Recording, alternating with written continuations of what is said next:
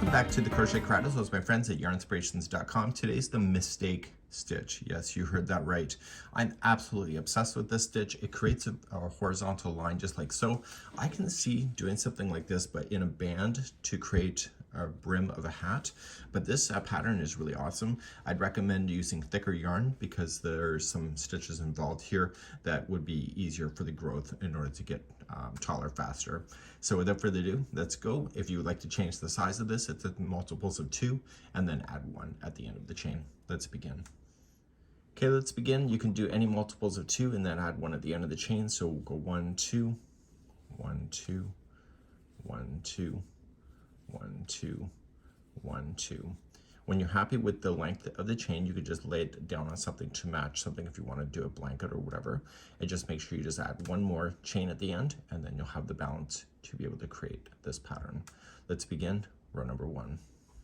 Second chain from the hook, I want you to place in a half double crochet, and I'm going to use the back hump of the chain. And so I'm going to go 1, 2, and half double crochet into that. In the next chain, I want to just do a slip stitch. So just take it easy with those slip stitches. You can be a little bit tight with slip stitching. Just be consistent with how it's going to lay out. The next one is a half double crochet. And then the next one is a slip stitch.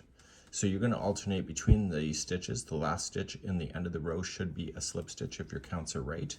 And I will see you at the end of the row in just a moment. Coming to the end of the chain, the last one is a slip stitch, and that's just a matter of keeping in sync with the pattern. So we're now going to start the next row, number 2, and when we start this, every row now going forward is going to be the same, starting with how I'm about to show you. Let's begin row number 2.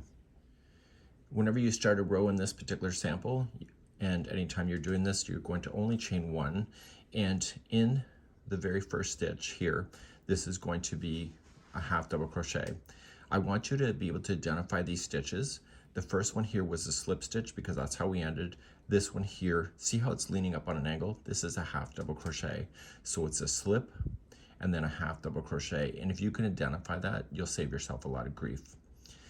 Now, we're going to only use the back loops only. So in the first one here, I want you to, after we've chained 1, just go into the back loop only and do a half double crochet. So the half double crochet is sitting over top of a slip stitch from the previous row.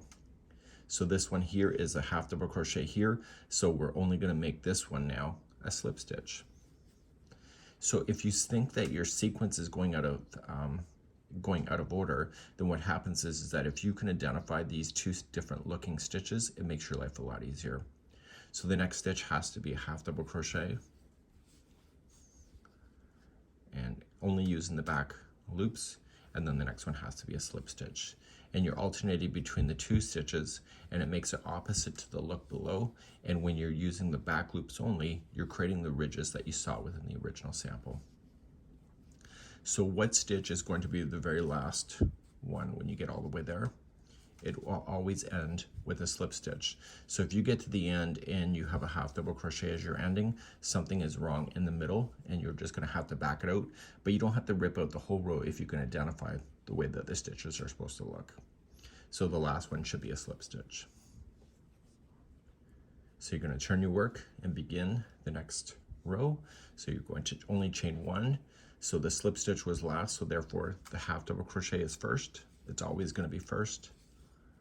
And the next one is right here, and this is a slip stitch, also using the back loops only. So this creates a really neat idea.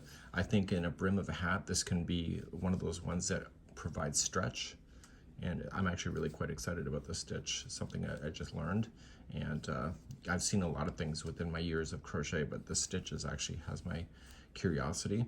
And so you can see I have a lot smaller sample than I did before, but this could be the rim going this way of a hat, and it'd be kind of neat. So this here is the mistake stitch. You can go as big as you want to go and where you feel like it, and this is a great example of creativity with the mistake stitch with crochet. We'll see you and have a good day.